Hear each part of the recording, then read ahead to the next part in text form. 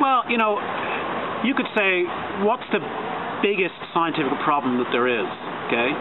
And I'm not even particularly good at answering that kind of question. I mean, there's big problems that other people working on, you know, the human genome, whatever it is, you know, the origin of life.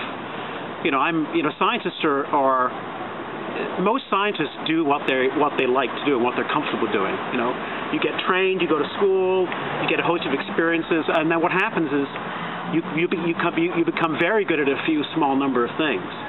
And you find that you're so good at those things that people want you to continue doing those things.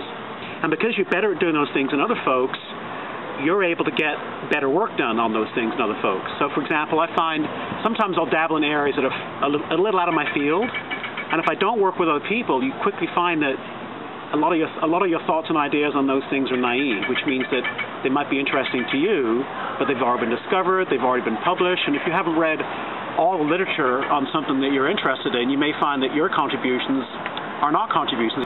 Do you feel confined in your very specific studies that you have been explaining, that after a while, when you are very good at very small, tiny things, very, very specific, you can't get out of that cage anymore? Do you feel confined there? No, not at all, because first of all, I'm a very broad thinker, so I read far outside my field, and I'm a good communicator. People like me, and I get asked to do stuff. So, for example, 10 years ago, I got a call from NASA, and they wanted me to help with a Mars science planning mission. And through that, I wrote a small paper on the geology of deltaic systems on Mars. Yeah, I'm an expert in deltas, but I've never ever thought or dreamed I would do planetary geology. But, you know, the opportunity dropped on my lap, and, you know, I have the freedom to do whatever I want to, but, you know, that's limited by the resources that you have. So, you know, as an academic, I'm able to pursue whatever scientific endeavor I choose.